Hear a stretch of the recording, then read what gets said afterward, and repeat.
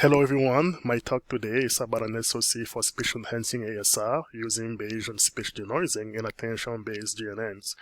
I would like to thank my collaborators from Harvard, Tufts, Arm, and Cornell University, shown here. My name is Thierry Tambe. I am a PhD student at Harvard University, currently working on designing algorithms and energy-efficient hardware accelerators and systems for machine learning and NLP in particular. So let's get started with this talk. Currently, we are witnessing an exponential growth in the consumer IoT wearable market due to the growing proliferation of personal AI assistant technologies with speech-based conversational AI interfaces. And as these technologies are being applied to keyword spotting, on-demand ASR, NLP, and text-to-speech applications, it is of paramount importance that they work seamlessly in polyphonic environment and that they understand the various linguistic contexts in the human language. So with that said, there are three key messages about this work that I would like to highlight and preface to the audience. Number one is about the attention mechanism. The attention mechanism is nowadays the most effective and the most widely used primitive in the field of natural language processing. Specifically, attention allows neural networks to emphasize the most relevant pieces of information when making predictions, and therefore it enforces context understanding in the sentence.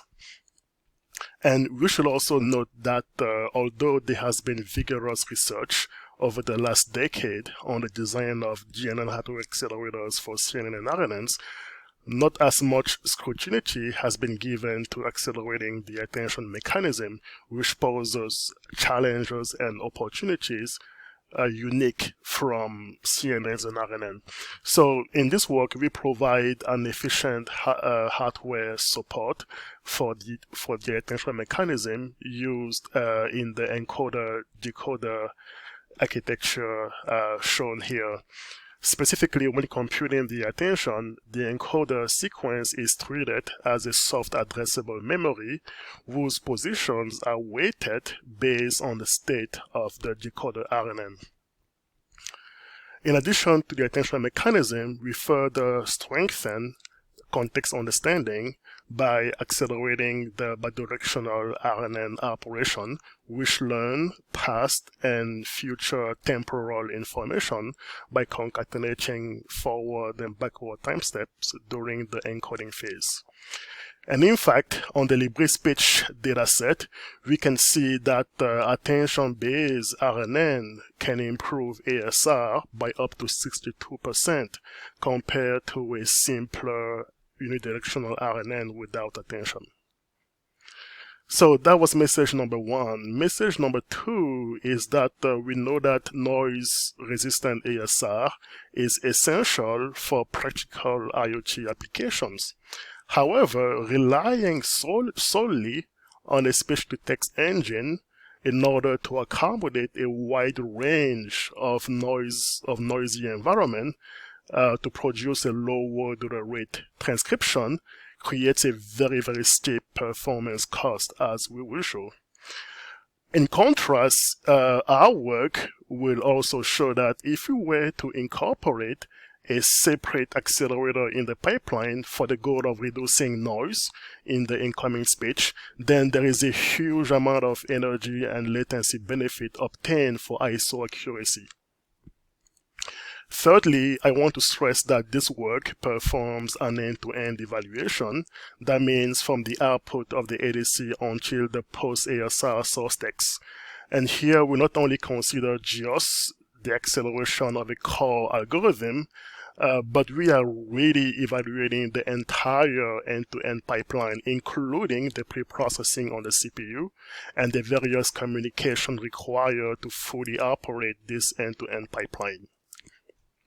So with that said, this is the remaining outline for this talk. I will be dissecting the proposed speech enhancing ASR pipeline, and then we will be examining the chip measurement results and finally close with a summary. So let us deep dive into the proposed speech enhancing ASR pipeline. The end-to-end separation enhancing ASR pipeline we developed is shown here on this slide. All the components enclosed in this dash rectangle are integrated on the test chip. Specifically, on our test chip, an always-on M0 interfaces with the off-chip ADC to detect acoustic activity.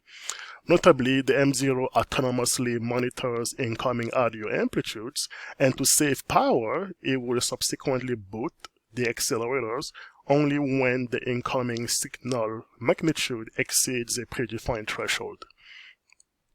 The dual A53 compute the front-end feature extraction task required to synthesize the spectrograms, namely framing, windowing, and 1024.FFT.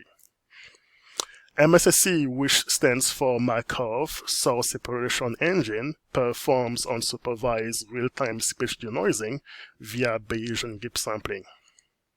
Finally, FlexASR accelerates attention-based bidirectional RNNs to perform large vocabulary speech-to-text. Now, let us describe the SoC architecture. This figure shows the architecture of the system on chip. As you can see, the SoC integrates various processing components, namely the CPU and the accelerators, which I will describe one by one in the following slides. So let's actually start with the always-on ARM M0, again, which is used here for power management and audio detection. The ARM M0 microcontroller contains a 128 kilobyte of local cache. The M0 is also interfaced with an AHB Lite master port. The CPU is a dual-core Arm Cortex-A53 processor with 2 MB of L2 cache. It is interfaced with an AXI master port, and it also provides interrupt supports for the FlexASR accelerator.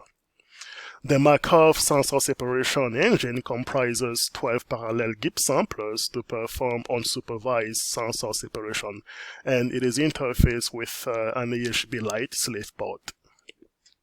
The FlexASR accelerator comprises 4 processing elements and a multi-function global buffer. The PEs and the global buffer are connected via a broadcast and arbitrated crossbar channel. The arbitrated crossbar channel is used to send the activation from the PEs to the global buffer, while the broadcasting bus is used to simultaneously broadcast the activation from the global buffer back to the PEs. The PEs and the global buffer have AXI slave interface ports. All of these components on the SoC are integrated together via 32-bit AHB and 128-bit AXI buses. Also, the SoC contains a 128-bit wide I/O link to FPGA peripherals, and it also provides testing and debugging interfaces to UART, GPIO, and CoreSight. Over the next couple of slides, I will go into the architectural details for the 2 main accelerators on the test chip, namely the Markov Source Separation Engine and the FlexASR accelerator. First, let us start with the Markov Source Separation Engine. I will first start by describing how sensor separation is performed in this work. The sensor separation approach is identical to the approach used in this very recent VLSI Symposium submission, whereby the input spectrograms are represented by a 2D grid probabilistic graphical model called a Markov random field.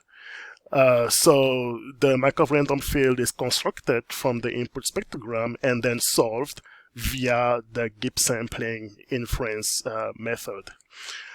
Gibbs sampling is an iterative process, so here we see that starting from a noisy input with a mixture of multiple sound sources, we see that if you were to increase the number of iterations, the sound source separation performance gets better and better. And in fact, with 120 iterations, the spectrogram looks almost identical to the single sensor's baseline. So the Markov Source Separation Engine used in this work is, again, it is similar to this recent submission. However, we further customize and optimize it for the sensor separation workload by only supporting binary labels. So this customization has resulted in fewer pipeline and 2x speed up over the recent work and greater speed up over the FPGA GPU and the CPU. Now let us go over the FlexASR accelerator by describing its processing element. The FlexASR processing element is shown here. It contains a 1 MB weight buffer with 16 banks and a 4 KB single bank input buffer. The weight and input buffers feed into 16 vector max, and vector max notably perform floating point matrix vector multiplications for high accuracy and high dynamic range computations. From the accumulated partial sum, the activation unit performs various vector operations such as tanh and sigmoid in order to compose the LSTM GRU of vanilla RNN layers. The inputs and weights are stored in 8-bit floating point format with additional support for weight clustering via 4-bit indexes. So this gives us twice the compression. Furthermore, in the FlexASR PE, we also adopt a custom tiling strategy whereby 16 by 16 weight blocks for each RNN gates are rearranged and interleaved in the weight buffer in order to avoid data dependency hazards when computing these various RNN gates in the activation unit. So in this figure, we are showing the LSTM tiling example where the storage order in the weight buffer is WII, WIG, WIF, and WIO, which corresponds to the weights of the various LSTM gate. And so using this ordering sequence allows the PE to proceed to perform vector operation in the activation unit without any hazards happening in the computation. Now I will describe the FlexASR multifunction global buffer. The main role of the FlexASR global buffer, again, it is shown right here in this dashed rectangle. The main role of this unit is to collect and unify in its 1 MB buffer the partial RNN output states coming from the PEs across time steps. Additionally, the global buffer also provides efficient supports for the attention mechanism, and its data path is shown right here. To compute the attention mechanism, the encoder and the decoder are read from the unified activation buffer and the auxiliary buffer respectively, before being multiplied by the vector MAC. And the output of the vector MAC is processed by the softmax unit to produce the attention weight. Notably, to avoid the numerical instability due to exponential explosion, the softmax is computed by subtracting the maximum value from the numerator and the denominator. We also note here that we save power by gating and skipping the MAC operation whenever the decoder states are null. There is also support in the global buffer for time step pruning, namely min, max, and element-wise addition, and also support for layer normalization. The layer normalization parameters, namely beta and gamma, are stored in the auxiliary buffer. We note that all of these operations, attention pruning and layer normalization, are common in modern sequence-to-sequence networks. Finally, the global buffer contains logic to accelerate the bidirectional RNN operation, and this is done by striping across alternate banks the forward and the backward time steps of the bidirectional RNN operation. So this allows for seamless concatenation of these bidirectional activations. I would also like to mention that FlexASR was designed using high-level synthesis, and in order to evaluate the correctness of the hardware on realistic speech-to-text workload, we developed a design and verification flow which closes the loop between the software modeling and the hardware implementation. Notably, in this methodology, we consider the software implementation to be golden, and therefore we will loop inside the hardware environment until the hardware activation match the software activation and until the post-HLS verification is correct and the performance on the post-HLS RTL is satisfactory. We made the FlexASR design to be parameterizable, and typically the hardware parameters that we adjust in this loop would be, for example, the number of PEs, the Mach vector size, the scratch pad, or the number of pipeline stages in the design. So by virtue of this agile and very intertwined software, hardware, co-design, and co-verification flow, we were essentially able to go from start of system C coding to tape out in less than 4 months. Now I will describe the post-silicon measurement results from this test chip. Our test chip shown here on the left is a 5mm by 5mm SoC using TSMC 16nm FinFET process. The chip has a total SRAM capacity of 9.8 MB, and the breakdown per block is shown right here on this table. There are 6 clocks domain and 5 power domain, which operate with full functionality between 0.55 and 1 volt. Again, I'd like to remind the audience that the following results I'm about to show are end-to-end, that is from the output of the ADC to the output of the FlexASR accelerator. Let us start by looking at the end-to-end ASR accuracy. What is shown here is a bar plot of the ASR accuracy on the LibreSpeech dataset, considering 4 inference scenarios. In scenario A, we use a noiseless audio of the speaker, which is the unrealistic baseline, giving the best ASR accuracy of 9.4, shown here. In scenario B, we mix the speaker voice with another human voice source at 0.9 dB SNR. Naturally, we see that the ASR accuracy substantially degrades to 31.64, shown here. In scenario C, we establish noise resistance by training a relatively big speech-to-text model with a noise-corrupted LibreSpeech dataset. And we see that this upsized model, which is now 22 MB, is able to learn and discern noisy features, and therefore it improves the ASR accuracy down to 11.23.